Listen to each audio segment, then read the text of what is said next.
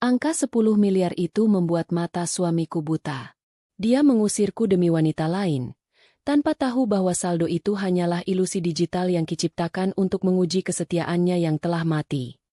Sebelum ceritanya dimulai, silakan tulis di kolom komentar dari daerah mana saja teman-teman yang menonton cerita ini. Dan dengar cerita sambil aktivitas apa? Nyapu, ngepel, tiduran, rebahan atau apa? Yuk kita simak ceritanya. Suara tawa yang menyakitkan memenuhi ruang tamu bergaya minimalis itu. Udara terasa begitu menyesakan bagi Indira, seolah-olah oksigen di ruangan itu telah dihisap habis oleh keserakahan 3 manusia yang berdiri di hadapannya. Rangga, pria yang sudah 3 tahun menjadi suaminya, berdiri dengan dada membusung. Di tangan kanannya, ia menggenggam ponsel pintar keluaran terbaru, memamerkan layar yang menyala terang ke depan wajah Indira. Cahaya dari layar ponsel itu menyoroti seringai lebar di wajah Rangga, sebuah senyum kemenangan yang bercampur dengan penghinaan. Lihat ini baik-baik, Indira, lihat. Bentak Rangga dengan suara menggelegar. 10 miliar. Kamu bisa baca angkanya? 1, 0, 0, 0. Sudahlah. Otak udikmu itu pasti pusing menghitung nolnya. Indira hanya diam mematung. Ia menatap layar ponsel itu. Memang benar, di aplikasi perbankan seluler itu tertera saldo masuk sebesar 10 miliar rupiah. Angka yang fantastis. Angka yang mampu mengubah nasib seseorang dalam sekejap mata. Di samping Rangga, duduk seorang wanita dengan gaun merah ketat yang memperlihatkan lekuk tubuhnya. Itu Bella. Wanita yang selama 6 bulan terakhir ini menjadi duri dalam daging pernikahan Indira. Bella tertawa kecil. Jemarinya yang lentik dengan kuku bercat merah darah melingkar manja di lengan Rangga. Sayang, jangan galak-galak dong sama mantan istri. Ucap Bella dengan nada yang dibuat-buat, penuh bisa. Kasihan dia, sudah miskin, jelek, dicerai pula. Di sofa seberang, Bu Sari, ibu kandung Rangga alias ibu mertua Indira, sedang sibuk mengunyah kue nastar sambil menatap sinis menantunya. Akhirnya doa ibu terkabul. Rangga, kamu dapat rezeki nomplok begini pasti karena mau membuang sial. Dan sial itu ya istrimu yang mandul dan tak berguna ini. Kata-kata itu meluncur tajam, menusuk hati. Namun anehnya, Indira tidak menangis. Tidak ada air mata yang jatuh di pipinya. Wajahnya tenang, datar, nyaris tanpa ekspresi. Sikap tenang Indira ini justru membuat Rangga semakin berang. Ia mengharapkan Indira berlutut, memohon, atau menangis histeris agar tidak diceraikan. Mulai detik ini, kamu bukan istriku lagi. Seru Rangga sambil menunjuk pintu keluar. Uang warisan dari paman jauhku sudah cair. Dan sesuai janjiku pada Bella, begitu uang ini masuk, aku akan menikahinya secara resmi. Pesta mewah, rumah baru, mobil baru. Kamu cuma parasit. Rangga kemudian mengutak-atik ponselnya dengan kasar. Tapi, karena aku ini orang yang baik hati dan tidak tegaan, aku akan memberimu pesangon. Anggap saja ini sedekah terakhirku. Ting! Ponsel di saku daster lusuh Indira berbunyi. Sebuah notifikasi masuk. Indira mengambilnya perlahan. Dana masuk. 1 juta rupiah. 1 juta rupiah. Kata Rangga dengan nada meremehkan. Cukup untuk kamu sewa kos-kosan kumuh sebulan dan makan mie instan. Sekarang, kemasi barang-barangmu yang tidak berharga itu dan angkat kaki dari istanaku. Sekarang. Istanaku. Batin Indira. Rumah ini dibeli dengan uang tabungan Indira di awal pernikahan. Meski sertifikatnya atas nama Rangga karena bujuk rayu lelaki itu. Tapi Indira tetap diam. Bu Sari menimpali. Heh, Indira, jangan bawa barang-barang elektronik ya. Itu semua milik anakku. Bawa saja baju-bajumu yang kampungan itu. Indira menarik napas panjang. Ia menatap satu persatu wajah orang-orang yang pernah ia anggap keluarga. Rangga, suami yang dulu berjanji sehidup semati. Bu Sari, mertua yang dulu ia hormati. Dan Bella, wanita yang menghancurkan segalanya. Indira melirik jam dinding. Pukul 14.55 waktu Indonesia Barat. 5 menit lagi bank tutup operasional untuk clearing besar. Waktunya pas. Baik, Mas. Ucap Indira pelan. Suaranya terdengar dingin, membuat bulu kuduk Bella sedikit meremang. Namun segera ditepisnya perasaan itu. Aku akan pergi. Terima kasih 1 jutanya. Cih, tidak punya harga diri, cibir Bella. Dikasih 1 juta langsung diterima. Indira berjalan ke kamar utama. Ia tidak mengambil banyak barang. Ia hanya mengambil sebuah koper kecil yang sudah ia siapkan di bawah tempat tidur sejak seminggu lalu. Di dalamnya hanya ada beberapa pasang pakaian dan sebuah laptop tipis berwarna hitam. Saat Indira menyeret koper keluar kamar, Rangga masih sibuk memeluk Bella, membicarakan rencana bulan madu ke Eropa. Kita akan keliling Paris. Sayang, kita beli tas-tas branded yang kamu mau. Janji Rangga. Terima kasih, Mas Rangga sayang. Untung warisannya cepat cair ya. Jawab Bella manja. Indira berhenti sejenak di ambang pintu depan. Ia menoleh ke belakang. Mas Rangga, panggil Indira. Rangga menoleh dengan wajah garang. Apalagi? Belum pergi juga. Selamat atas uang 10 miliarnya. Ucap Indira dengan senyum tipis yang misterius. Semoga uang itu cukup untuk membayar semua penyesalanmu nanti. Hati-hati, Mas. Uang yang datang dengan mudah, biasanya pergi dengan cara yang mengejutkan. Pergi sana. Dasar wanita gila iri dengki. Busari melempar bantal sofa ke arah Indira. Indira melangkah keluar. Pintu rumah tertutup di belakangnya dengan suara debam yang keras. Matahari sore menyengat kulitnya. Tapi hati Indira terasa dingin sedingin es. Ia berjalan menuju gerbang kompleks. Di sana, sebuah mobil sedan hitam mewah yang terparkir agak jauh menyalakan lampunya 2 kali. Itu bukan taksi. Itu jemputan pribadinya. Di dalam rumah, Rangga kembali menatap layar ponselnya. Ia merasa ada yang aneh. Kenapa aplikasi bannya terasa sedikit lambat saat ia mencoba mengklik menu transfer untuk memindahkan uang ke rekening Bella? Ah, mungkin sinyal sedang buruk, pikirnya. Yang penting angkanya masih di sana. 10 miliar. Aman. Ia tidak tahu bahwa di luar sana, Indira sedang tersenyum.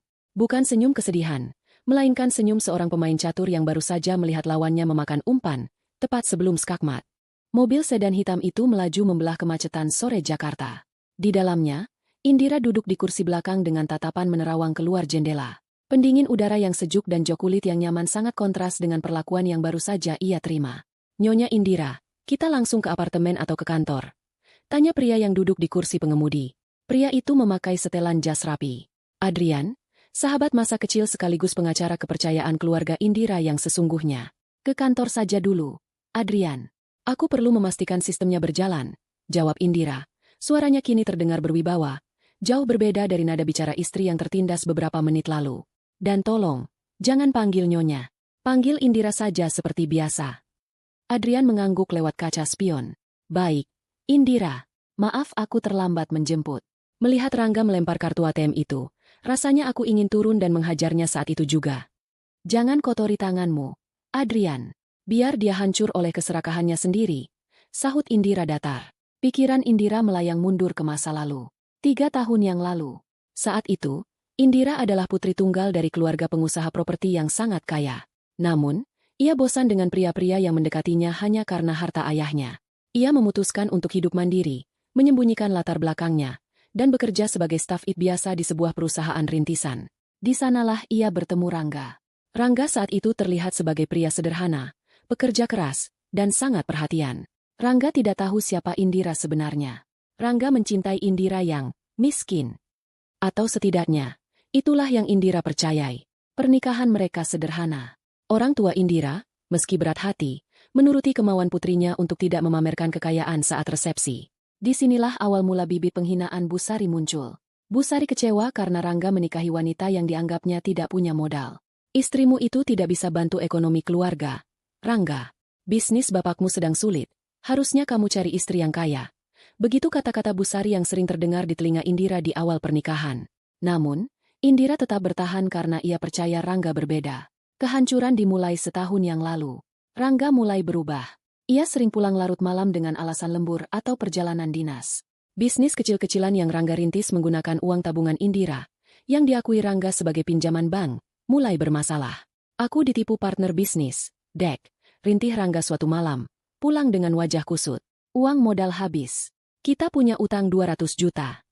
Indira, sebagai istri yang setia, rela menjual perhiasan peninggalan neneknya, satu-satunya barang mewah yang ia bawa, untuk menutup utang itu.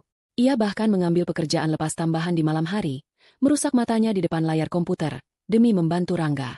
Tapi apa kenyataannya? Sebulan yang lalu, Indira menemukan fakta yang menghancurkan hatinya. Saat sedang membersihkan jas kerja Rangga, ia menemukan struk pembayaran hotel bintang 5 dan bukti transfer ke sebuah toko perhiasan. Tanggalnya bertepatan dengan hari di mana Rangga mengaku ditipu partner bisnis. Rangga tidak ditipu. Rangga menggunakan uang modal itu untuk berjudi online dan membelikan kalung emas untuk Bella, sekretaris baru di kantor temannya. Indira hancur. Bukan karena uangnya hilang, tapi karena kebohongannya. Namun, Indira bukan wanita lemah yang akan menangis di pojokan. Darah pebisnis mengalir di tubuhnya. Malam itu juga, ia memutuskan untuk menyelidiki lebih dalam. Dengan keahlian itnya, tidak sulit bagi Indira untuk meretas masuk ke ponsel Rangga saat suaminya itu tidur mendengkur. Cecet mesra, rencana liburan, hingga rencana Rangga untuk menceraikan Indira setelah ia mendapatkan modal besar dari pinjaman online ilegal, semuanya terbaca jelas. Tapi momen kuncinya adalah ketika Indira menemukan rencana busuk Rangga dan Bella untuk memalsukan data guna mencairkan asuransi fiktif. Mereka butuh uang cepat dan berencana melakukan tindakan kriminal. Indira tahu ia harus bertindak sebelum suaminya masuk penjara konyol atau menjerat Indira dalam utang piutang. Ia harus memberi pelajaran yang tidak akan pernah dilupakan Rangga seumur hidup. Flashback membawa ingatan Indira ke sebuah sore, 2 minggu sebelum pengusiran hari ini. Indira menyodorkan tumpukan dokumen tebal ke hadapan Rangga yang sedang asyik bermain game di ponselnya. "Mas, tolong tanda tangan ini," kata Indira saat itu. "Apa ini?" tanya Rangga tanpa mengalihkan pandangan dari layar ponsel. "Ini dokumen pembaruan polis asuransi kesehatan dan rencana tabungan pendidikan untuk anak kita nanti. Pihak bank minta tanda tangan suami istri." Bohong Indira dengan wajah polos. Rangga mendengus kesal karena diganggu. "Ah, ribet banget sih. Kamu kan tahu aku malas baca tulisan kecil-kecil begitu. Mana pulpennya?" "Di sini, Mas. Dan di halaman belakang juga," tunjuk Indira. Tanpa membaca satu kalimat pun, Rangga membubuhkan tanda tangannya di atas materai. Ia tidak tahu bahwa dokumen itu bukanlah asuransi. Dokumen itu adalah surat perjanjian pemisahan harta dan kuasa pengelolaan aset tak terbatas. Isinya sangat fatal. Rangga memberikan kuasa penuh kepada Indira untuk mengelola, memindahkan, dan menarik kembali segala bentuk aset atau dana yang masuk rekening atas nama Rangga, jika dana tersebut terbukti berasal dari sumber yang terafiliasi dengan Indira. Selain itu, ada klausul bahwa jika terjadi perceraian karena perselingkuhan, maka seluruh aset Rangga menjadi milik Indira sebagai ganti rugi imaterial. Rangga telah menandatangani surat kematian finansialnya sendiri. Kembali ke masa kini, di dalam mobil mewah itu.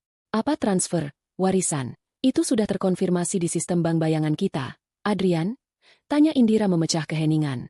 Adrian tersenyum miring. "Sudah, Indira. Tampilan antarmuka di HP Rangga itu adalah aplikasi cloning yang kita tanam saat kau meminjam HP-nya minggu lalu. Dia melihat saldo 10 miliar. Tapi server aslinya ada di kendali kita. Uang itu memang ada. Aku transfer dari rekening pribadimu ke rekening penampungan sementara yang terhubung ke sana, tapi statusnya hold, tertahan. Dia bisa melihatnya, tapi tidak bisa menyentuhnya." Indira mengangguk puas. Dia pikir dia dapat warisan dari Paman Burhan yang fiktif itu. Padahal Paman Burhan sudah meninggal 10 tahun lalu dalam kemiskinan. "Perangkap sudah terpasang sempurna," tambah Adrian. "Besok dia akan mencoba menggunakan uang itu untuk pesta pertunangannya dengan Bella. Dan saat itulah bom waktunya meledak." Indira menatap gedung-gedung tinggi Jakarta yang mulai menyalakan lampu. Wajahnya keras. "Dia memberiku 1 juta untuk bertahan hidup. Besok, aku pastikan dia tidak akan punya uang sepeser pun bahkan untuk membeli air mineral." Mobil sedan itu melaju kencang, membawa Indira menjauh dari masa lalunya yang kelam, menuju babak baru di mana ia bukan lagi korban, melainkan sang eksekutor. Ingatan Indira kembali melompat mundur, kali ini ke 1 bulan yang lalu. Sebuah momen krusial yang menjadi titik balik di mana sisa-sisa cintanya pada Rangga benar-benar hangus terbakar, menyisakan abu dendam yang siap dikobarkan. Siang itu matahari Jakarta terasa sangat terik. Indira sedang berada di sebuah pusat perbelanjaan di Jakarta Selatan. Bukan untuk berbelanja barang mewah, melainkan untuk mengantar pesanan catering kecil-kecilan yang ia rintis secara diam-diam untuk menambah uang belanja dapur yang selalu dipotong Rangga.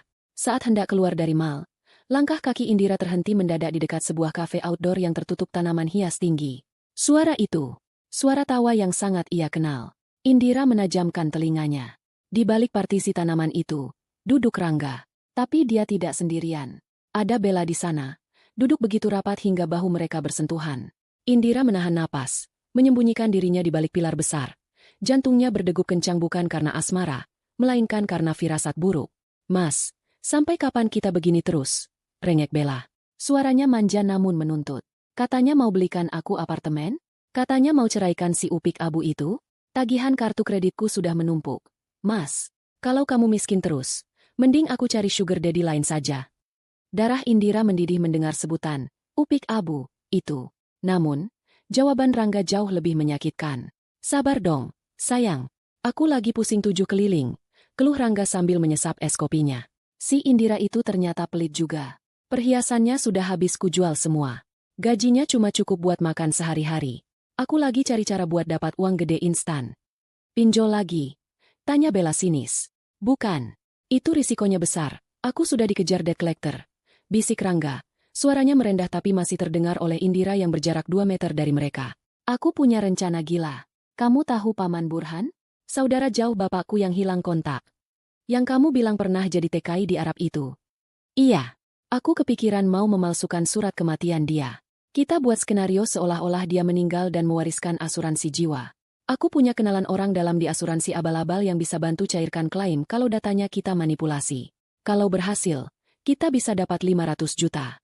Lumayan buat modal nikah kita. Indira menutup mulutnya dengan tangan, menahan pekikan kaget. Suaminya bukan hanya pemalas dan peselingkuh, tapi sekarang berniat menjadi kriminal penipu asuransi. Tapi itu bahaya, Mas. Kalau ketahuan polisi gimana? Bella tampak ragu, namun matanya berbinar mendengar angka 500 juta. Ah, kamu tenang saja. Yang penting kita butuh modal buat nyogok orang dalamnya. Nah, aku lagi mikir mau gadaikan sertifikat rumah yang ditempati Indira. Mumpung sertifikatnya atas namaku. Detik itu juga, Indira sadar. Rangga bukan hanya jahat. Dia adalah parasit yang akan memakan inangnya sampai mati. Rumah itu dibeli dengan keringat Indira sebelum menikah. Di atas namakan Rangga demi ego lelaki itu. Dan sekarang mau digadaikan demi selingkuhan? Indira tidak melabrak mereka saat itu. Ia memilih mundur perlahan, meninggalkan kafe dengan hati yang membeku. Otaknya yang cerdas, otak seorang lulusan terbaik jurusan bisnis dan TI, mulai berputar cepat. Jika Rangga begitu putus asa mengejar uang haram, mengapa tidak memberinya uang haram yang paling besar sekalian? Malamnya, Indira menemui Adrian di kantor firma hukumnya yang megah. Wajah Indira pucat, tapi matanya menyala. Aku butuh bantuanmu, Adrian. Buatkan skenario warisan. Ucap Indira tanpa basa-basi. Adrian mengernyitkan dahi. Maksudmu? Rangga butuh uang. Dia serakah, bodoh, dan tidak teliti. Itu kelemahan fatalnya. Dia tidak pernah mengecek detail hukum. Dia hanya melihat angka, jelas Indira. Kita akan pancing keserakahannya. Buat surat pemberitahuan warisan palsu. Katakanlah Paman Burhan yang dia sebut-sebut itu ternyata pengusaha sukses di luar negeri dan meninggal dunia. Kau mau memberinya uang? Tanya Adrian tak percaya. Tidak. Aku mau memberinya angka. Koreksi Indira dingin. Berapa limit transfer yang bisa kita atur dalam sistem sandbox perbankan yang sedang dikembangkan perusahaanmu? Adrian mulai tersenyum mengerti. Perusahaan teknologi milik keluarga Indira memang sedang mengembangkan aplikasi perbankan digital baru. Mereka punya sistem simulasi yang terlihat sangat nyata. Tak terbatas. Kita bisa menaruh angka berapa saja di sana. Indira. Tapi itu uang semu. Tidak bisa ditarik tunai di ATM bank lain. Hanya bisa berputar di ekosistem kita. Sempurna, gumam Indira. Masukkan angka 10 miliar. Buat syarat pencairannya adalah dia harus menceraikan istri pertamanya. Aku ingin melihat seberapa murah harga diriku di matanya. 2 hari kemudian, umpan itu dilempar. Sebuah surat resmi berlogo firma hukum luar negeri, yang sebenarnya alamat palsu buatan Adrian, tiba di rumah. Amplopnya tebal, kertasnya wangi dan berkelas. Indira memperhatikan dari dapur saat Rangga membuka surat itu. Tangan Rangga gemetar.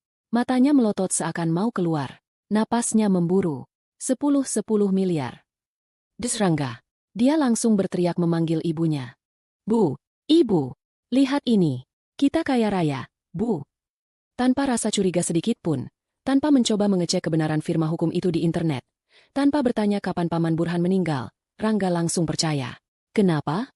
Karena keserakahan telah menutup logika dasarnya. Dia merasa berhak, kaya tanpa usaha. Tapi ada syaratnya, Mas. Pancing Indira pura-pura polos saat Rangga membacakan isi surat itu dengan sombong. Ah, syarat gampang ini. Seru Rangga. Ahli waris harus berstatus duda atau belum menikah untuk memastikan harta tidak jatuh ke tangan yang salah. Hahaha, ini sih bukan syarat. Ini petunjuk dari Tuhan. Mendengar itu, Indira menemukan senjata, pemusnah massal untuk menghancurkan Rangga. Senjata itu bukan pistol atau racun, melainkan literasi keuangan Rangga yang nol besar. Rangga begitu bodoh hingga tidak menyadari bahwa tidak ada hukum waris manapun di dunia yang mewajibkan penerimanya bercerai. Rangga menelan mentah-mentah kebohongan itu karena itu sesuai dengan keinginan liarnya. Baiklah, Mas. Batin Indira saat itu. Kamu menginginkan uang itu lebih dari apapun. Maka aku akan biarkan kamu memeluk uang itu, membawanya tidur, memimpikannya, sampai kamu terbangun dan menyadari bahwa kamu sedang memeluk angin. Itulah momen di mana Indira berhenti menjadi korban. Dia bukan lagi istri yang tersakiti. Dia adalah sutradara yang sedang mengarahkan babak terakhir dari tragedi hidup Rangga. Kembali ke masa kini. Langit Jakarta sudah berubah menjadi gelap gulita. Di sebuah ruangan private suite di lantai 40 sebuah hotel mewah milik keluarga Indira, suasana terasa hening namun mencekam. Kontras sekali dengan kekacauan dan teriakan-teriakan di rumah kontrakan Rangga tadi sore. Indira berdiri di depan jendela kaca besar yang menampilkan pemandangan lampu-lampu kota. Dia sudah mengganti pakaian lusuhnya dengan blazer putih elegan dan celana bahan yang membalut kakinya dengan sempurna. Tidak ada lagi daster. Tidak ada lagi wajah kusam. Di ruangan ini, aura seorang pewaris tunggal grup Wirya kembali bersinar. Di meja kerja yang luas di belakangnya, 3 buah laptop menyala, menampilkan barisan kode dan grafik perbankan yang rumit. Adrian duduk di sana. Jemarinya menari lincah di atas keyboard. Status target? Tanya Indira tanpa menoleh. Dia sedang mabuk kemenangan. Indira, lapor Adrian sambil terkekeh sinis. Dari penyadapan mikrofon di HP-nya, terdengar dia sedang menelepon wedding organizer paling mahal di kota ini. Dia memesan paket Royal Wedding untuk besok malam. DP harus dibayar besok pagi jam 10. Bagus. Biarkan dia terbang setinggi-tingginya. Gumam Indira. Ia berjalan mendekati meja kerja. Tunjukkan tampilan antarmuka rekeningnya. Adrian menekan tombol enter. Di layar besar yang tertempel di dinding, muncul tampilan aplikasi mobile banking yang persis sama dengan yang ada di HP Rangga. Tertera saldo, 10 miliar rupiah. Jelaskan padaku sekali lagi mekanisme teknisnya.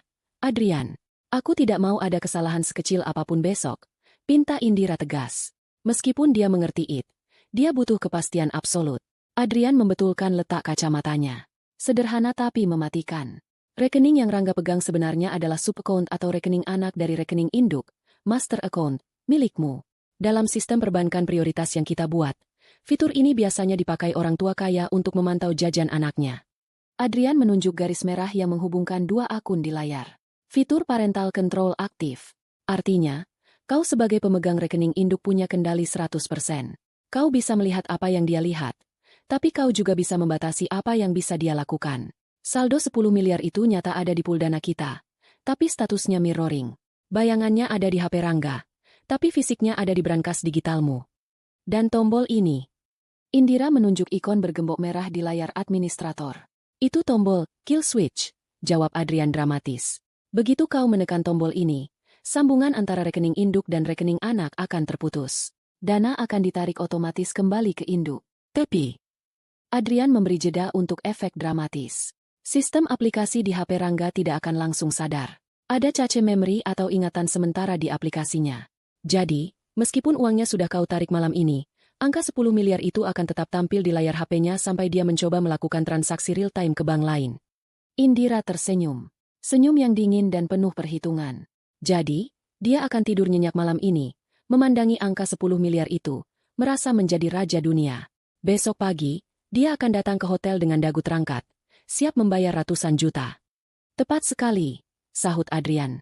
Dan saat dia menekan tombol, transfer, di depan kasir hotel atau vendor catering system akan memaksa refresh. Server akan menolak permintaannya karena saldonya sebenarnya 0. Indira menatap layar itu lekat-lekat. Dia teringat wajah Rangga yang melempar kartu debit 1 juta perak ke wajahnya. Dia teringat hinaan Busari. Dia teringat tawa Bella. Tarik sekarang, perintah Indira. Kau yakin? Tidak mau menunggu besok pagi biar lebih mendebarkan. Goda Adrian. Tidak. Aku mau tidur nyenyak malam ini dengan mengetahui bahwa dia sudah bangkrut. Hanya saja dia belum sadar. Jawab Indira tegas. Tarik semua uangnya. Sisakan biarkan kosong melompong. Oh tunggu. Sisakan tagihan administrasi bulanan biar saldonya minus. Adrian tertawa pelan. Kejam.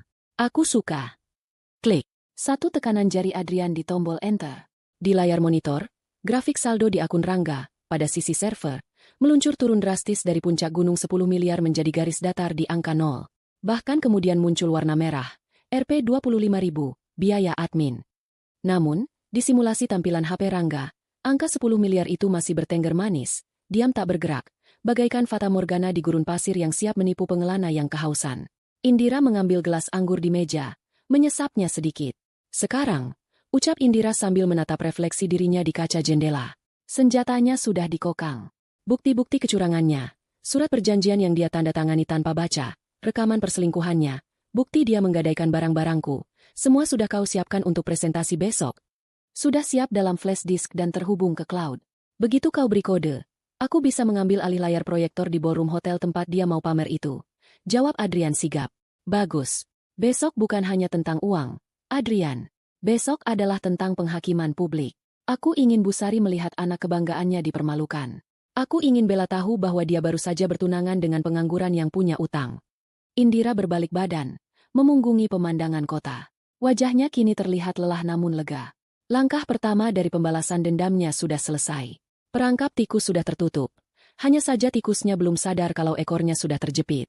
Istirahatlah, Indira. Besok hari besar, kata Adrian lembut. Ya, besok aku akan datang ke pestanya, bisik Indira. Sebagai tamu kehormatan yang membawa kado terindah. Kenyataan. Di tempat lain, di rumah mewah yang kini terasa sepi tanpa kehadiran Indira yang biasa membereskan segalanya, Rangga sedang berbaring di sofa. Ia mencium layar ponselnya berkali-kali. 10 miliar, 10 miliar. Igau Rangga dalam tidurnya, memeluk HP itu erat-erat. Ia tidak tahu bahwa di dalam benda pipih yang dipeluknya itu, kekayaannya sudah menguap menjadi debu. Dan esok hari, debu itu akan membuat matanya perih hingga menangis darah. Aula ballroom Hotel Grand Cempaka malam itu tampak berkilauan bagaikan istana dongeng. Lampu kristal raksasa menggantung gagah di langit-langit, memantulkan cahaya keemasan ke seluruh penjuru ruangan. Meja-meja bundar telah ditata rapi dengan taplak sutra putih, siap menyambut ratusan tamu undangan yang mulai berdatangan. Wangi bunga lili segar bercampur dengan aroma parfum mahal memenuhi udara. Rangga berdiri di dekat pintu masuk utama, mengenakan setelan jas tuxedo hitam yang baru saja dibelinya tadi pagi, tentu saja dengan kartu kredit yang ia yakini akan segera lunas tagihannya. Di sampingnya, Bella tampak bersinar, atau lebih tepatnya berusaha terlalu keras untuk bersinar, dengan gaun penuh payet yang menyilaukan mata dan kalung berlian imitasi yang melingkar di lehernya. Selamat datang, Pak Broto. Wah, terima kasih sudah datang. Sapa Rangga dengan suara lantang, sengaja dikeraskan agar semua orang tahu dia kenal dengan pejabat daerah itu. Selamat ya, Rangga. Saya dengar kamu dapat rezeki besar, ujar Pak Broto basa-basi. Ah, biasa saja Pak, cuma 10 miliar. Rezeki anak soleh, jawab Rangga dengan tawa yang dibuat-buat, sambil melirik Bella yang tersenyum bangga. Di sudut lain, Bu Sari sedang sibuk memamerkan tas barunya kepada ibu-ibu tetangga yang dulu sering ia hindari karena takut ditagih uang arisan. Iya, Bu Tejo, Rangga itu memang anak berbakti. Begitu dapat warisan, langsung ibunya dibelikan tas branded. Bukan seperti menantu saya yang dulu, si Indira itu, boro-boro tas, membelikan daster saja tidak pernah. Suasana terasa sempurna bagi Rangga. Ia merasa dunia kini berada di bawah kakinya. Ia telah menyingkirkan istri yang dianggapnya pembawa sial, dan kini ia memiliki uang serta wanita cantik. Apalagi yang kurang? Namun, di tengah euforia itu, seorang pria berseragam rapi dengan tanda pengenal, manajer keuangan hotel, menghampiri Rangga. Wajah pria itu sopan, namun tatapannya tegas. Maaf mengganggu, Pak Rangga, bisik manajer itu pelan. Ada apa? Jangan ganggu saya dulu, saya sedang menyambut tamu VIP. Jawab Rangga agak ketus. Maaf Pak, tapi sesuai prosedur manajemen, karena ini pemesanan dadakan kategori VIP, pelunasan pembayaran sewa gedung dan catering sebesar 500 juta rupiah harus diselesaikan sebelum pukul 19. Sekarang sudah pukul 18.55. Rangga mendengus meremehkan. Halah, cuma 500 juta. Kirain apa? Mana mesin EDC-nya? Saya gesek sekarang. Jangan bikin malu saya di depan tamu. Manajer itu memberi isyarat kepada stafnya yang membawa mesin pembayaran nirkabel. Dengan gaya sombong, Rangga mengeluarkan kartu debit platinum, kartu yang sama yang kemarin ia lempar ke wajah Indira. Kartu itu terhubung langsung dengan rekening utama tempat uang warisan itu berada. Rangga menyelipkan kartu itu ke mesin dengan gerakan teatrikal. Bella memperhatikan dengan mata berbinar, membayangkan betapa kayanya calon suaminya ini. Silakan PIN-nya, Pak, kata staf hotel. Rangga menekan 6 digit angka dengan percaya diri. Tit, tit, tit, tit, tit, tit. Mesin itu berbunyi bip panjang. Lampu indikatornya berkedip merah. Declinet, reserved, low. Rangga mengernyit. Mesinmu rusak ini. Coba lagi. Staf hotel mencoba mengulang prosesnya. Rangga kembali memasukkan PIN. Declinet, insufficient funds. Kali ini, pesan di layar mesin terbaca jelas oleh manajer hotel. Maaf Pak Rangga, di sini tertulis saldo tidak mencukupi. Sembarangan, bentak Rangga. Suaranya mulai meninggi hingga menarik perhatian beberapa tamu di dekat mereka. Di dalam situ ada 10 miliar. Kamu jangan menghina saya ya. Mesin kalian yang jelek. Sinyalnya pasti jelek. Bella mulai terlihat gelisah. Ia memegang lengan Rangga. Mas, jangan teriak-teriak. Malu dilihat orang. Coba pakai m-banking saja. Transfer langsung. Iya. Tenang saja. Dasar hotel amatir. Gerutu Rangga. Ia merogoh saku jasnya dan mengeluarkan ponsel pintarnya. Rangga membuka aplikasi perbankan dengan kasar. Di layar utama, widget saldo masih menunjukkan angka 10 miliar rupiah. Rangga langsung menyodorkan layar HP-nya ke wajah manajer hotel. Lihat ini. Matamu rabun ya? Baca ini angka berapa? 10 miliar. Berani-beraninya bilang saldo tidak cukup. Seru Rangga penuh kemenangan. Manajer itu tampak bingung namun tetap tenang. Kalau begitu, silakan dicoba transfer sekarang, Pak. Kami butuh bukti mutasi masuk. Oke, perhatikan baik-baik. Tantang Rangga. Jemarinya menari di layar ponsel. Ia masuk ke menu transfer, memasukkan nomor rekening hotel, dan mengetik nominal 500 juta rupiah. Ia menekan tombol kirim. Aplikasi itu menampilkan lingkaran loading yang berputar-putar. 1 detik, 2 detik, 5 detik. Lama sekali sinyal di sini, keluh Rangga. Keringat dingin mulai muncul di pelipisnya. Perasaannya mulai tidak enak. Tiba-tiba, layar ponsel itu berkedip hitam sebentar.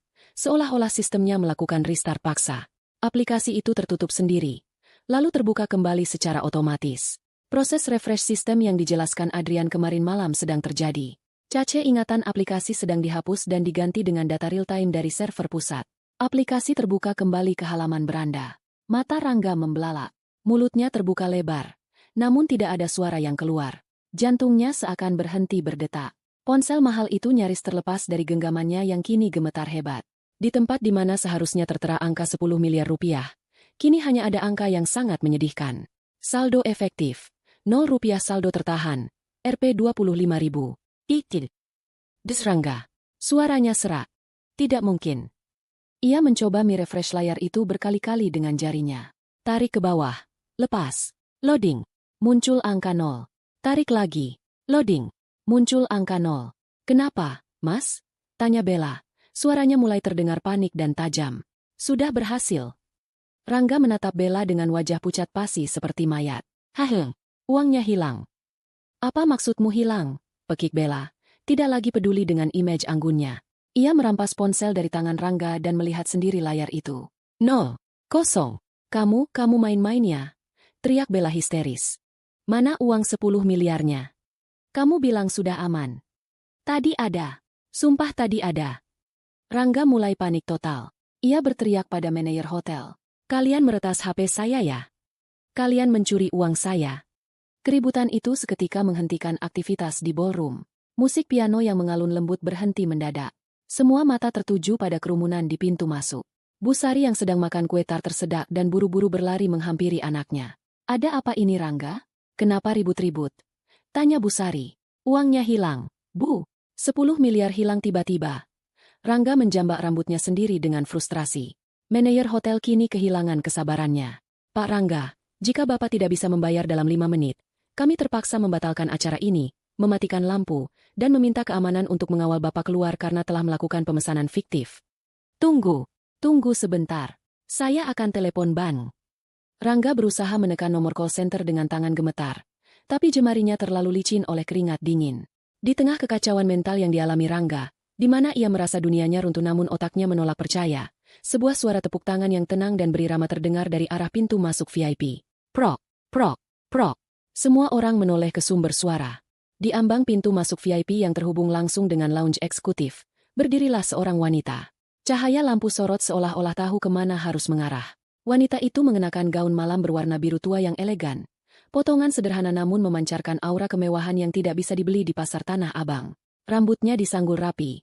Wajahnya dirias natural namun tegas. Butuh beberapa detik bagi Rangga untuk mengenali sosok itu.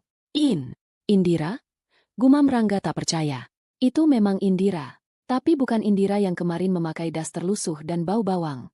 Ini adalah Indira sang pewaris tunggal, yang aura kekuasaannya membuat Bella yang memakai gaun payet norak terlihat seperti badut sirkus. Di belakang Indira, Adrian berjalan tegap sambil membawa sebuah tablet, diikuti oleh 2 orang pengawal berbadan tegap. Indira berjalan perlahan membelah kerumunan tamu. Orang-orang secara naluriah menepi, memberi jalan seolah ia adalah ratu yang sedang melakukan inspeksi. Kau! Rangga menunjuk Indira dengan telunjuk gemetar. Kau pasti pelakunya. Kau yang meretas rekeningku kan? Dasar wanita ular. Kembalikan uangku. Rangga hendak menerjang maju, namun 2 pengawal Indira dengan sigap menahan tubuhnya. Rangga meronta-ronta seperti orang gila. Tenanglah, mantan suamiku, ucap Indira. Suaranya tidak keras, tapi terdengar jelas di seluruh ruangan yang hening itu. Ia tersenyum, namun matanya sedingin es di kutub utara. Aku tidak meretas apapun. Dan aku tidak mengambil uangmu. Bagaimana aku bisa mengambil sesuatu yang tidak pernah menjadi milikmu? Omong kosong. Itu warisan Paman Burhan, teriak Rangga. Indira tertawa kecil. Tawa yang renyah namun menyakitkan. Ia memberi isyarat pada Adrian. Adrian, tolong berikan edukasi sedikit pada tuan rumah kita yang malang ini. Adrian mengangguk. Ia menyambungkan tabletnya ke sistem audiovisual ballroom. Dalam sekejap, layar proyektor raksasa di panggung utama, yang seharusnya menampilkan foto prewedding Rangga dan Bella, kini berubah tampilan. Layar itu menampilkan diagram aliran dana yang sangat jelas. Hadirin sekalian, Adrian berbicara menggunakan mikrofon, layaknya sedang presentasi bisnis. Apa yang dilihat saudara Rangga di ponselnya adalah fitur mirroring dari rekening utama klien kami, Ibu Indira. Uang 10 miliar itu memang ada, tapi itu adalah dana operasional perusahaan Ibu Indira yang dipinjamkan, tampilannya ke akun saudara Rangga. Grafik di layar bergerak, menunjukkan uang 10 miliar rupiah masuk dari rekening Indira ke dompet virtual Rangga, lalu ditarik kembali ke rekening Indira tepat pukul 18 tadi. Paman Burhan yang kamu banggakan itu, lanjut Indira, melangkah mendekati Rangga yang kini lemas. Sudah meninggal 10 tahun lalu sebagai buruh tani yang jujur. Dia tidak punya warisan. Surat dari firma hukum itu? Aku yang membuatnya. Ka, kamu menjebakku. Rangga ternganga.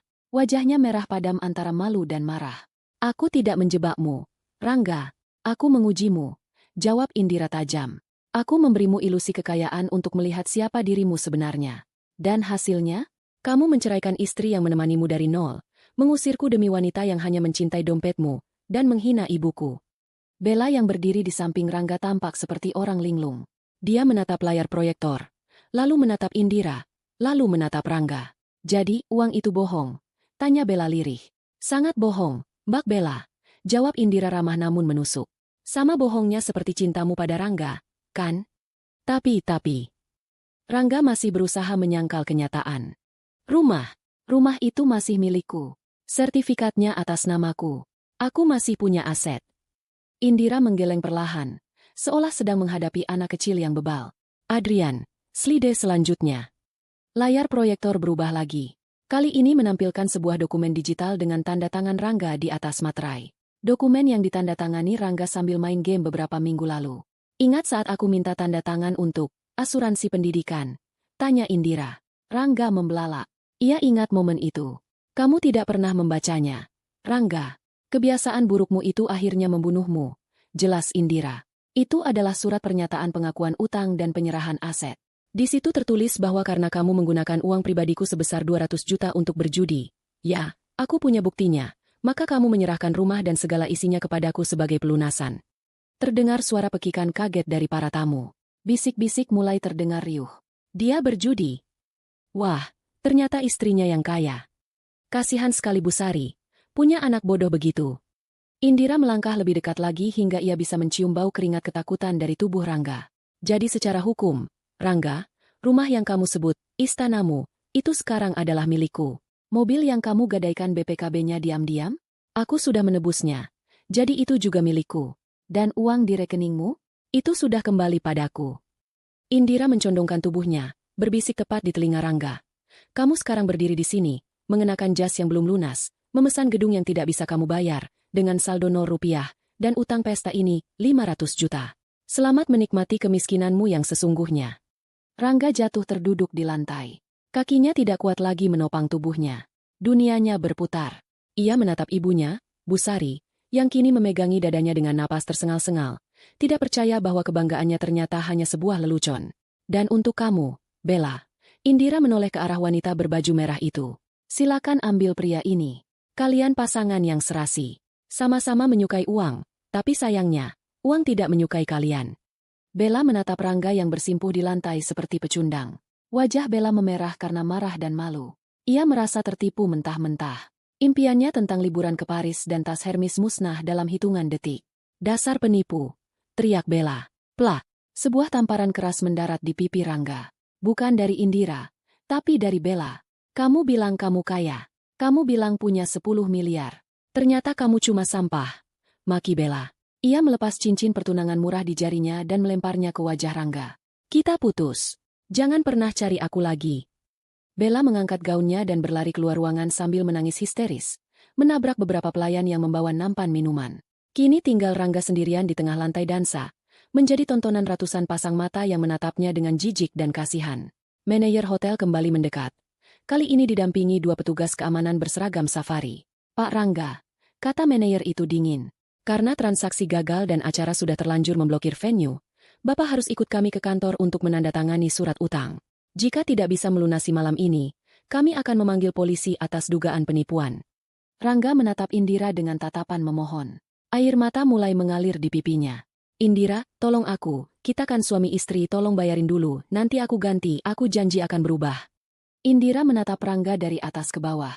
Tidak ada lagi rasa cinta, tidak ada lagi rasa kasihan. Hanya ada rasa lega karena beban berat telah terangkat dari pundaknya. Maaf, Pak, jawab Indira formal. Saya bukan istri Bapak. Saya sudah ditalak 3 kemarin sore. Dan uang 1 juta yang Bapak berikan sebagai pesangon, sudah saya sumbangkan ke panti asuhan. Jadi saya rasa urusan kita sudah selesai. Indira membalikkan badan, kibasan gaunnya mengenai lutut Rangga. Ia berjalan pergi meninggalkan kekacauan itu dengan langkah ringan, diikuti Adrian yang tersenyum puas. Di belakang mereka, terdengar suara raungan tangis Busari yang akhirnya pingsan, dan teriakan Rangga yang diseret oleh petugas keamanan. Malam itu menjadi malam yang tak terlupakan, bukan karena pestanya, tapi karena pelajaran brutal tentang karma. Malam jahanam di hotel mewah itu akhirnya berlalu, namun mimpi buruk Rangga baru saja dimulai. Setelah melalui negosiasi yang alot dan memalukan di kantor manajemen hotel, Rangga akhirnya dilepaskan sementara dengan jaminan KTP dan penahanan mobilnya, yang ternyata BPKB-nya sudah ditebus dan dipegang Indira. Sehingga Rangga semakin terjerat masalah hukum penggelapan aset jika tidak segera melunasi utang catering sebesar 500 juta rupiah dalam waktu 24 jam. Rangga pulang ke rumah, atau tempat yang masih ia anggap rumah, dengan menumpang taksi online yang ia bayar menggunakan sisa uang receh di saku celananya. Di sampingnya, Busari terus meratap, menyalahkan nasib, menyalahkan Bella, dan tentu saja menyalahkan Indira, tanpa sadar bahwa keserakahan dirinya lah yang turut andil dalam kehancuran ini. Matahari pagi baru saja terbit menyinari kompleks perumahan elit tempat mereka tinggal. Biasanya, Rangga akan bangun siang dan menikmati kopi di teras sambil memandangi mobilnya. Namun pagi ini, ia turun dari taksi dengan wajah kusut, mata bengkak, dan tuxedo mahal yang sudah lecek. Saat Rangga hendak membuka gerbang rumahnya yang megah, kuncinya macet. Ia mencoba memutar kunci itu berkali-kali dengan kasar. Sialan, rusak lagi. Umpat Rangga sambil menendang pagar besi itu. Kenapa, Rangga? Tidak bisa dibuka? Tanya Busari panik. Ibu mau masuk, mau istirahat. Kepala ibu pusing sekali. Tiba-tiba, gerbang itu terbuka secara otomatis dari dalam. Namun bukan karena kunci Rangga berhasil, melainkan karena ada yang menekan tombol remote dari dalam rumah. Pemandangan di halaman rumah membuat lutut Rangga lemas seketika.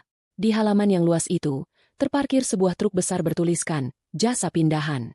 Beberapa orang berseragam biru sedang sibuk mengangkut sofa kulit Italia kesayangan Rangga, televisi layar datar 60 inci, hingga koleksi jam tangan mahalnya ke dalam bak truk.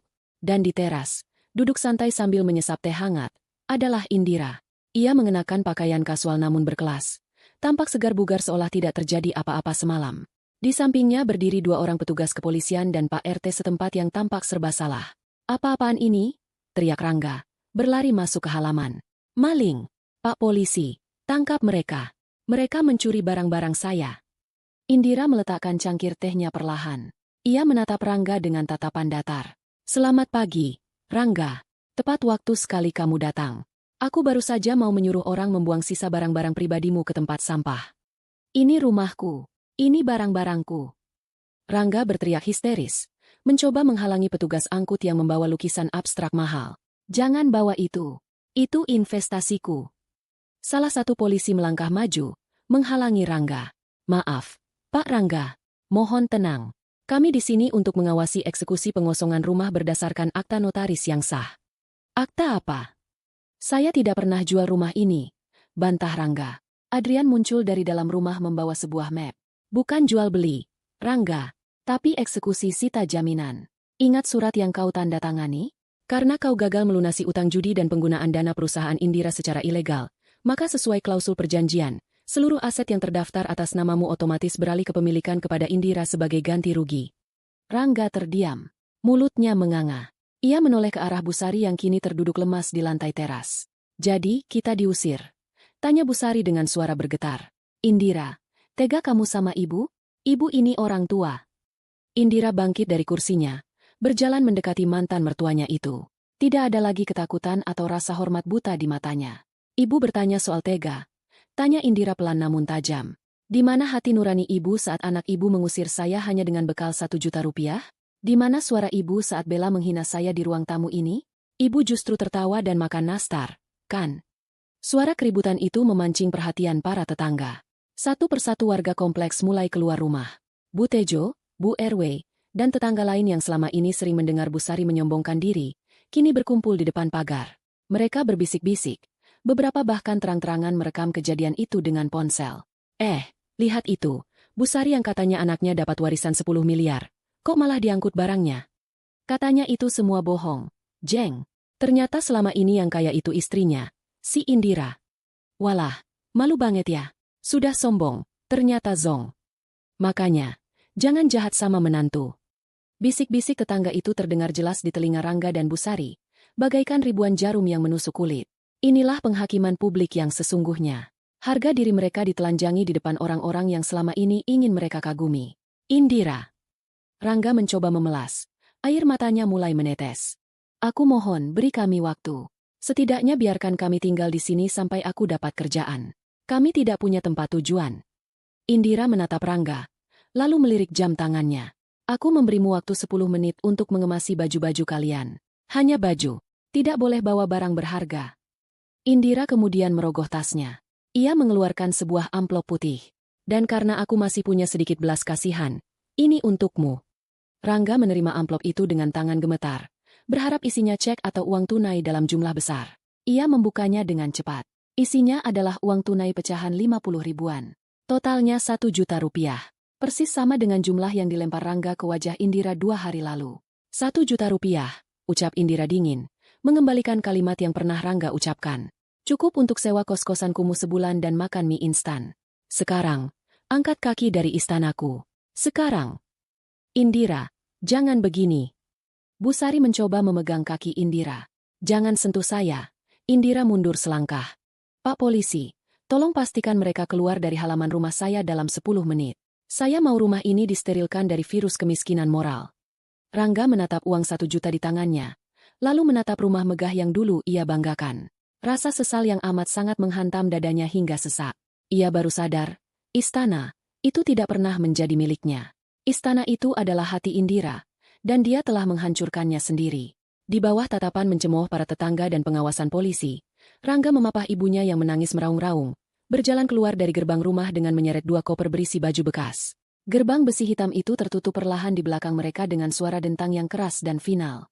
Rangga berdiri di trotoar panas, jatuh miskin, terlilit utang hotel, dan tanpa harga diri. 1 tahun kemudian, langit Jakarta tampak cerah hari itu, seolah turut merayakan kesuksesan yang sedang dirayakan di sebuah gedung pencakar langit di kawasan Sudirman. Di ballroom Hotel Bintang 5, hotel yang berbeda dengan tempat kejadian memalukan setahun lalu, ratusan wartawan dan pebisnis berkumpul. Layar raksasa di panggung menampilkan tulisan besar. Peluncuran aplikasi Financial Tech, Indira Group. Seorang wanita naik ke atas panggung diiringi tepuk tangan meriah. Indira tampak jauh lebih muda dan bercahaya dibanding setahun lalu. Ia mengenakan setelan bisnis modern berwarna pastel. Rambutnya dipotong pendek sebahu memberikan kesan dinamis dan tegas. Tidak ada lagi jejak istri yang tertindas. Yang ada hanyalah sosok CEO wanita yang inspiratif. Terima kasih, ucap Indira di depan podium. Suaranya tenang dan penuh percaya diri. Aplikasi ini saya dedikasikan untuk setiap orang yang ingin belajar mengelola keuangan dengan bijak. Karena saya belajar dari pengalaman pribadi, bahwa uang tanpa literasi dan integritas hanyalah ilusi yang bisa menghancurkan hidup seseorang dalam sekejap. Tepuk tangan kembali membahana. Di barisan depan, Adrian bertepuk tangan paling keras. Pria itu kini bukan hanya sekadar pengacara, tetapi juga partner bisnis dan mungkin lebih dari itu, terlihat dari tatapan hangat yang ia berikan pada Indira. Sementara itu, jauh di bawah sana, di sebuah warung Tegal, warteg, pinggir jalan yang panas dan berdebu, seorang pria kurus kering sedang duduk menghadap televisi tabung kecil yang tergantung di pojok ruangan. Pria itu mengenakan seragam cleaning service berwarna oranye yang kusam. Wajahnya tirus, matanya cekung dengan lingkaran hitam di bawahnya. Rambutnya yang dulu tertata rapi dengan pomade mahal, kini agak gondrong dan kusam. Itu adalah Rangga. Rangga sedang menyuapkan nasi dengan lauk tempe orek ketika ia melihat wajah Indira muncul di layar televisi berita siang. Sendok di tangannya terhenti di udara. Ia menatap layar itu tanpa berkedip. Wanita di layar itu terlihat begitu cantik, begitu agung, begitu tak terjangkau. Wah, hebat ya ibu itu, komentar pemilik warteg sambil mengelap meja. Masih muda, cantik, kaya raya, dermawan lagi. Katanya dia baru nyumbang miliaran buat panti asuhan. Siapa tuh namanya? Bu Indira ya? Rangga menelan ludah yang terasa pahit. Tenggorokannya tercekat. Iya, Indira. Bisik Rangga parau. Kenal, Mas? Tanya pemilik warteg iseng. Rangga tersenyum kecut. Senyum yang penuh dengan kepedihan. Dulu, saya pernah jadi orang paling beruntung yang memilikinya. Tapi saya buang berlian itu demi memungut batu kali. Halah, Mas ini ngelindur. Makan aja yang abis, biar kuatnya punya. Ledek si pemilik warteg. Rangga kembali menunduk, menatap nasi piringnya. Hidupnya hancur lebur setahun terakhir ini. Setelah diusir, ia dikejar-kejar pihak hotel dan vendor pesta. Ia harus bekerja serabutan apa saja untuk menyicil utang yang tak kunjung lunas. Bu Sari jatuh sakit-sakitan dan kini tinggal di petakan kontrakan sempit bersamanya. Setiap hari hanya bisa mengeluh dan memaki nasib. Bella, kabar terakhir yang Rangga dengar, wanita itu tertangkap polisi karena kasus penipuan arisan online bodong demi menutupi gaya hidupnya. Ponsel butut Rangga di saku celananya bergetar. Sebuah pesan masuk dari nomor tidak dikenal. Tagihan pinjaman Anda jatuh tempo hari ini. Segera lunasi atau kami datang ke tempat kerja Anda. Rangga menghela napas panjang. Inilah hidupnya sekarang. Sebuah siklus penderitaan yang ia ciptakan sendiri. Ia melihat ke layar TV sekali lagi, tepat saat Indira tersenyum ke arah kamera, seolah sedang menatap matanya. Rangga teringat kata-kata terakhirnya pada Indira dulu. Kalian pikir aku akan diam saja? Sudah kupalsukan uang itu dan kutarik habis. Ternyata, alam semesta punya cara kerja yang unik. Uang itu memang ditarik habis, tapi bukan oleh Rangga. Karma telah menarik habis segala kebahagiaan, harga diri, dan masa depan Rangga, menyisakan penyesalan yang tak akan pernah ada ujungnya. Rangga meletakkan uang Rp10.000 yang lecek di meja warteg, lalu berjalan keluar menuju Panas Terik Jakarta, kembali memegang sapu lidi untuk membersihkan sampah jalanan, sebuah pekerjaan yang ironis bagi seseorang yang dulu menganggap istrinya sebagai sampah. Di atas sana, di gedung tinggi itu, Indira memandang keluar jendela kaca, menatap kota Jakarta yang luas. Ia merasa damai. Dendamnya sudah tuntas, masa lalunya sudah terkubur, dan masa depannya terbentang luas secerah langit biru hari ini. 6 bulan setelah pertemuan tak sengaja di warteg itu, kehidupan Rangga bukannya membaik, malah semakin terperosok ke dalam lubang kesengsaraan yang ia gali sendiri. Uang gaji sebagai petugas kebersihan, yang sering dipotong karena ia sering melamun saat bekerja, tidak pernah cukup untuk menutupi biaya hidup dan utang-utang lamanya yang berbunga. Siang itu, langit Jakarta mendung gelap, seolah mengerti perasaan Rangga. Di lorong rumah sakit umum daerah yang sesak dan bau obat-obatan, Rangga duduk di bangku tunggu kayu yang keras. Wajahnya kusut, seragam oranyenya kotor oleh debu jalanan. Di dalam ruang rawat kelas 3 yang pengap, Bu Sari terbaring lemah. Komplikasi penyakit jantung dan diabetes akibat gaya hidup tidak sehat dan stres berkepanjangan membuat kondisinya kritis. Dokter baru saja memberikan ultimatum, Bu Sari harus segera menjalani prosedur pemasangan ring jantung, atau nyawanya tidak akan tertolong. Biayanya, Rp30 juta. Bagi Rangga yang dulu, 30 juta adalah uang kecil yang bisa ia habiskan untuk mentraktir teman-temannya di klub malam. Tapi bagi Rangga yang sekarang, 30 juta adalah angka astronomi yang mustahil dicapai. BPJS-nya menunggak, dan tidak ada saudara yang mau meminjamkan uang karena tahu tabiat buruk mereka. Mas Rangga, panggil seorang perawat dengan nada datar. Administrasi menanyakan uang muka tindakan. Kalau sampai jam 12 siang ini tidak ada pembayaran, kami tidak bisa menjadwalkan operasi. Rangga mengacak-acak rambutnya yang kusam. Tolong kasih waktu sebentar lagi. Sus, saya sedang usahakan. Perawat itu hanya mengangguk singkat lalu pergi. Rangga merogoh sakunya, mengeluarkan ponsel bututnya. Ia menatap satu nomor kontak yang sudah lama tidak ia hubungi, nomor yang sebenarnya sudah diblokir, tapi ia hafal di luar kepala.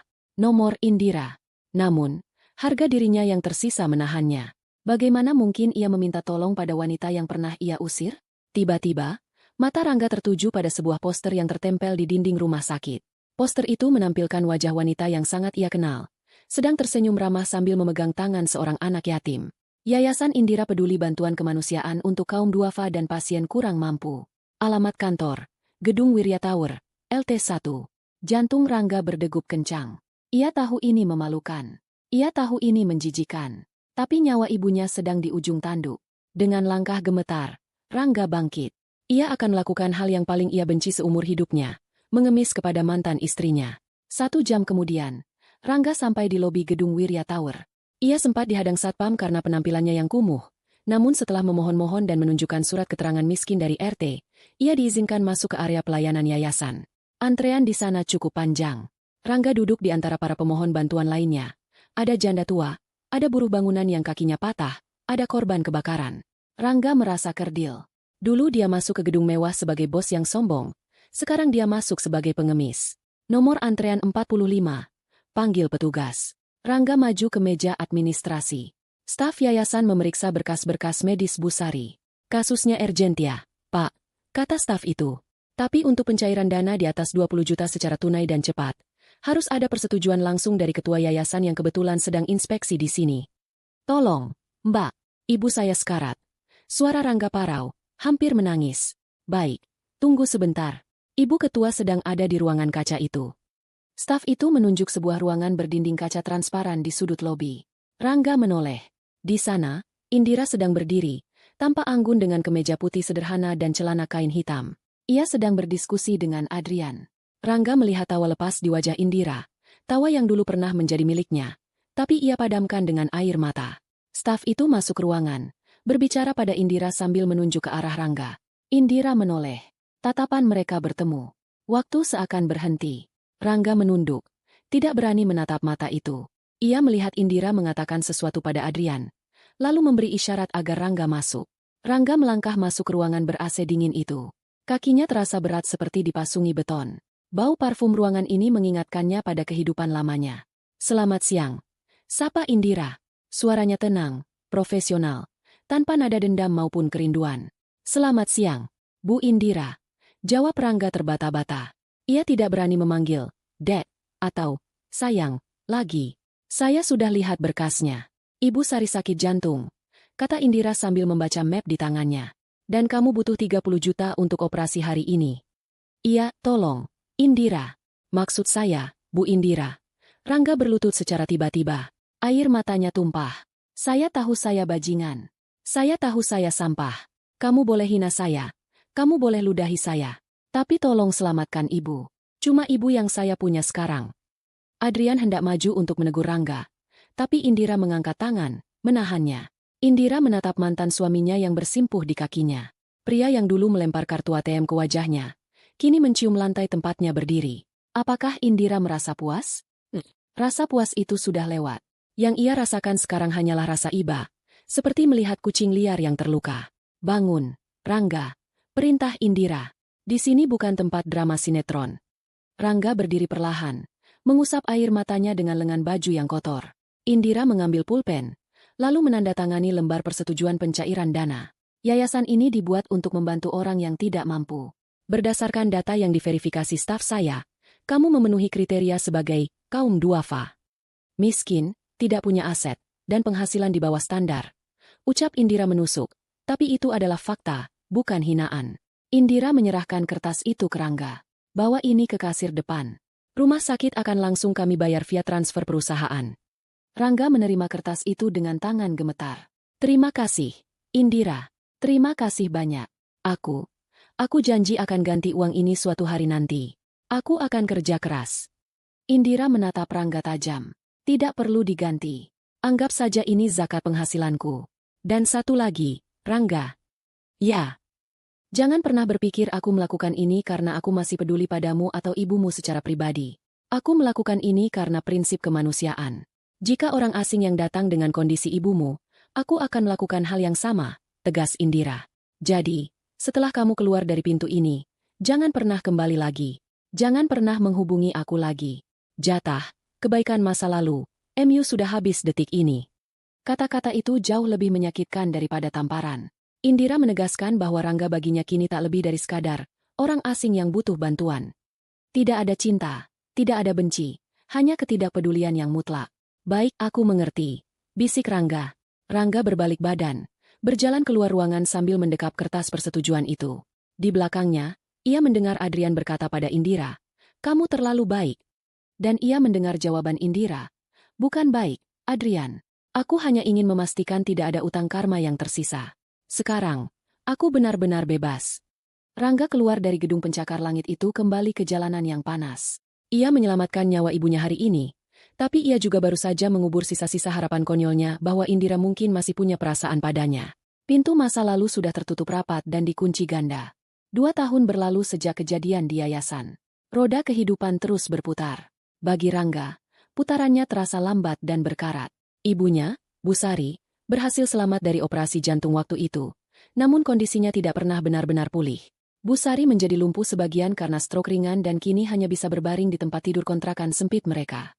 Hari-hari Rangga habis untuk bekerja sebagai buruh angkut di pasar induk pada dini hari, dan merawat ibunya di siang hari. Tidak ada lagi kemewahan. Tidak ada lagi mimpi muluk-muluk. Rangga belajar arti, 1 juta rupiah, dengan cara yang paling keras. Sekarang, bisa makan nasi dengan telur dadar saja sudah menjadi kemewahan baginya. Kesombongannya telah habis dikikis oleh kerasnya aspal kehidupan.